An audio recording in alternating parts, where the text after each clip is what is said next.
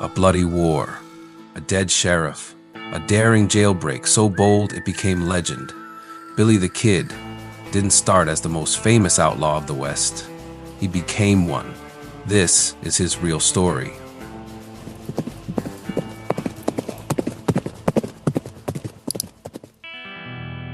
Born Henry McCarty in New York City, Billy's early life was far from legendary. His mother moved the family west in the 1870s, eventually settling in Silver City, New Mexico.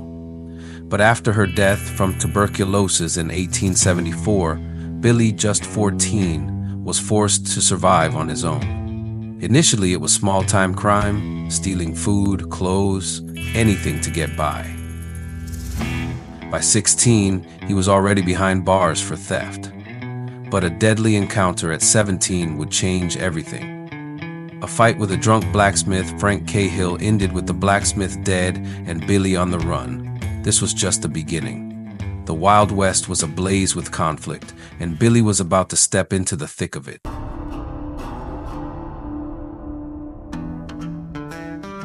In 1877, Billy found work as a cattle guard for rancher John Tunstall, a rare man who treated him with respect.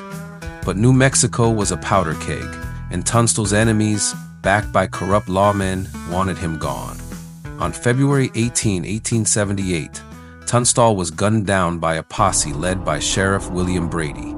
Billy swore vengeance. He joined the Regulators, a posse of gunmen fighting against Tunstall's killers. The war quickly turned bloody.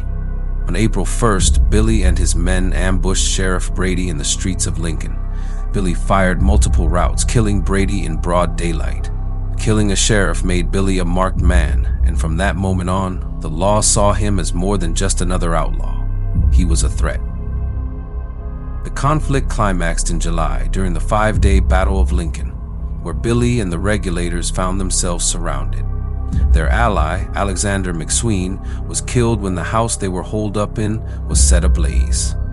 Billy barely escaped through the gunfire, vanishing into the night. With the sheriff's blood on his hands and his enemies still in power, Billy was now the most wanted man in the West. By December 1880, Billy's outlaw days seemed over. He'd been captured and locked in the Lincoln County Jail, facing murder charges from the Lincoln County War. Guarded by the cruel Bob Olinger and James Bell, Billy seemed doomed. But he had a hidden advantage, a revolver stashed in his cell. On April 28, 1881, Billy seized his chance. He tricked Bell into getting close, then shot him in the back. Billy then heard Olinger rushing in to check on the commotion. As Olinger entered, Billy greeted him with a calm, "Hello, Bob," before shooting him in the head, taking his keys, and escaping. Billy fled into the night, his daring jailbreak cementing his legend and proving he was still a force to be reckoned with. But this daring escape only made Sheriff Pat Garrett more determined to track him down. By July 1881, Garrett got a tip that Billy was hiding in Fort Sumner at the home of his friend Pete Maxwell. July 14, Billy entered Maxwell's darkened bedroom, unaware that Garrett was already inside, waiting. Billy, sensing something was off, reportedly asked in Spanish, "¿Quién es?" "Who is it?" Before he could react, Garrett fired 2 shots. One bullet struck Billy just above the heart. He collapsed, dead, at 21. The legendary outlaw's life and story had come to an end. Or did it? For Garrett, it wasn't so simple. Controversy swirled. Some refused to believe Billy was truly dead. There were no photographs of the body, and rumors spread that Garrett had killed the wrong man or let Billy escape. On top of that, collecting the $500 bounty turned into a bureaucratic nightmare. Legal disputes and government delays kept Garrett waiting for months before he finally received the reward. All of this added to the myth and the legend of Billy the Kid.